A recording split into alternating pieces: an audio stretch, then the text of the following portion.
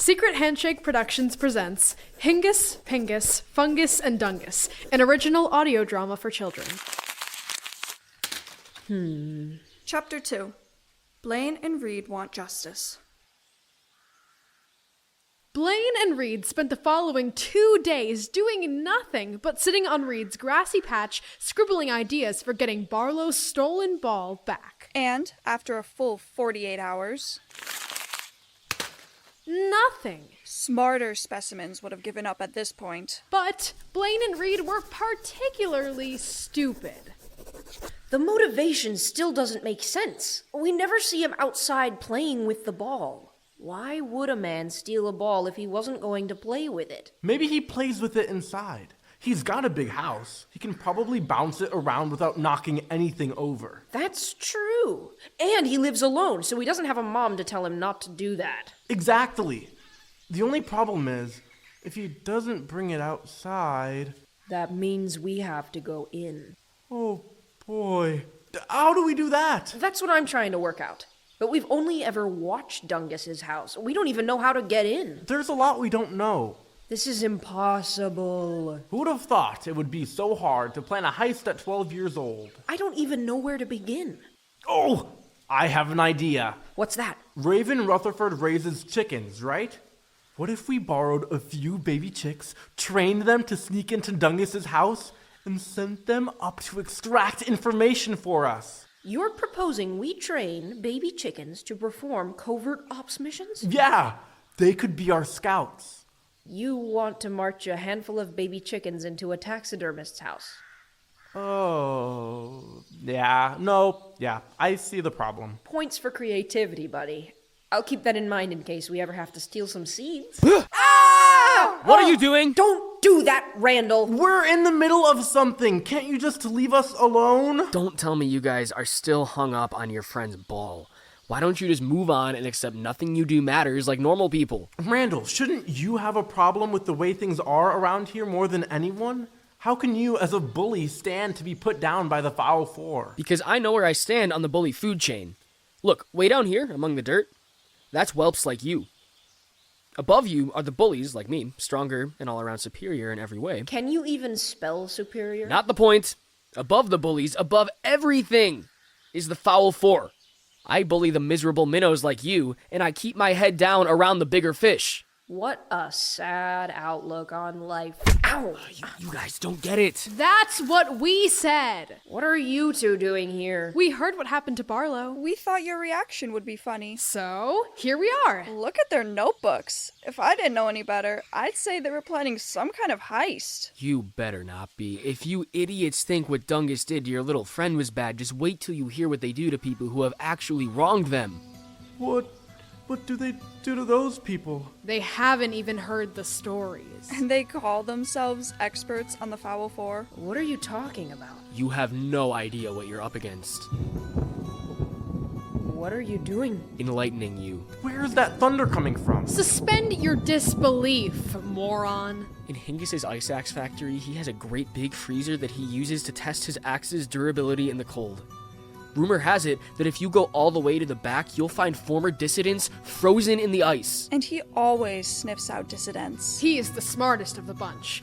Some say he used to be a tactician in the military, but he got discharged for sabotaging his superiors so he could climb the ranks. I've heard that Pingus has octuple XL sardine cans in his cannery to lock up people who misbehave. Sometimes he'll leave people in there for a week, if he even remembers to let them go at all. Old man's face is already full of scars from all the accidents he's had. The fewer sardine cans he has to open, the better. They can't do this stuff. It's illegal. They're titans of industry. They don't care. Fungus is even worse. That's the truth. One time, he caught some of his workers trying to form a union, so he ground them into jams. They say he displays the jars on a shelf above his desk. I've heard tell that you can still smell the cologne or shoe polish those people were wearing the day it happened. And people wonder why Fungus's face is all full of disgusting boils. And again, that's what happens when you try to unionize. What's a union? I don't know, that's not the point. What about Dungus? He's a taxidermist. Use your imagination. I knew they were bad, but I didn't know they go that far. You really think a bunch of men known as the Foul Four value the preservation of human life? There must be someone they don't mess with. Have you been listening? They're at the top of the food chain. No one scares them. Well, There is one. Maybe. But it's just a rumor. What? Who? you sure we should tell them? I don't know. Just tell us. Who is it? It's just hearsay. But we've heard of someone Dungus avoids at all costs. Yeah, okay, who? Only the fabled witch of the Eastern Gulch, the gray-eyed lady. The gray-eyed lady? Why her? Some say they have some kind of history. Others that he's the reason she's in the gulch. Either way, he never goes more than a few yards into the east side of town because of her. I've heard the gray-eyed lady has strange psychic powers. How could Dungus have put her in the Eastern Gulch? Hey, it's just a rumor. She has psychic powers? What part of which of the Eastern Gulch don't you understand? They say the Gulch itself is at her beck and call. The weeds are her servants. And the rocks are her spies. If she knows something about Dungus that could give us a leg up, maybe we should talk to her. Are you crazy? You can't do that. It's way too dangerous. She does sound pretty bad. Stupid people mess with the Foul Four. Lunatics mess with the gray-eyed lady. It's something, at least. I think it's worth a shot. That's it. I've had enough of this crazy talk. No schemes, no heists. You're just a bunch of stupid kids. You two, get out. Forget all of this. Drop your schemes against Dungus and never, ever go anywhere near the gray-eyed lady. Have you ever seen him like that? Afraid?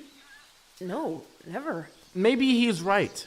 Maybe we shouldn't go looking for the gray-eyed lady.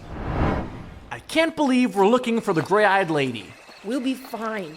Randall was dead asleep when we snuck out. We'll be back before morning, and he usually sleeps till noon. I'm not worried about Randall. I'm worried about the witch with psychic powers we're steadily approaching. Those were just rumors. We don't know if any of that is true. Do you think she's not a psychic? Just keep going.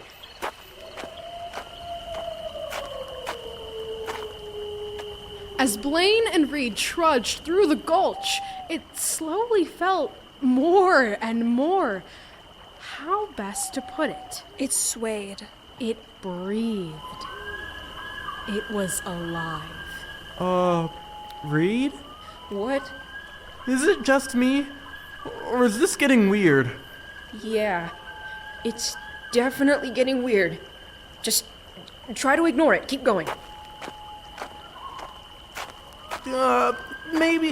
Maybe we should turn back. We've come so far, we can't turn back now. Besides, I don't think she'll let us.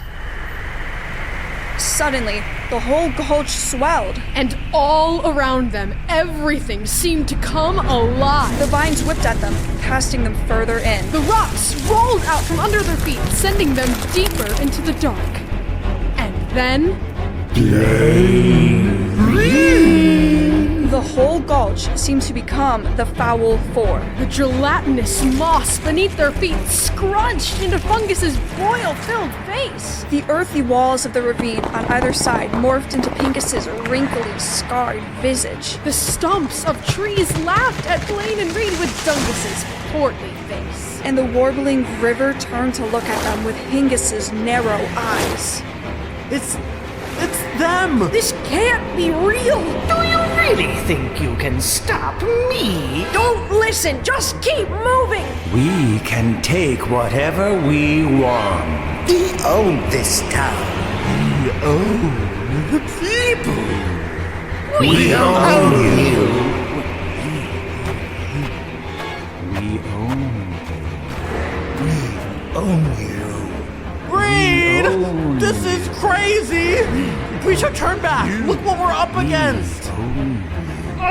No! We have to keep going. Reed! This is a test! No one said this would be easy! We have to keep moving! We own you. Wait! What's that? I see it too! Is that? I think I think it's a shack. Where did they go? I don't know. I'm not sure they were ever really there in the first place. Where are we? I think this is her house. How do you know? Yep. Okay, this is it. Reed, are you sure about this? We came all this way. After what we just went through, I'm getting my money's worth.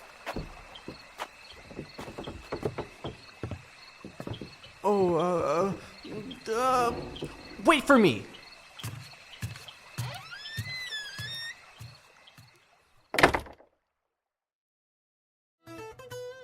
Thank you for joining Secret Handshake for our first ever full production of Hingus, Pingus, Fungus, and Dungus. This show was written and directed by RandalMatt Brotherhood. Who else could think of something as weird as this? Isn't he your cousin? Let's not talk about that. The voices featured throughout this episode include Leo Madson as Reed, Thomas Bastardo as Blaine, John Brotherhood as Randall, Elena Marking as Barlow, Alice Rivera as Kit, Annabella Sileno as Kat, Matt Daniels as Hingus, Josh Pohja as Pingus, George Lorimer as Fungus, and Jared Brandt Hoover as Dungus.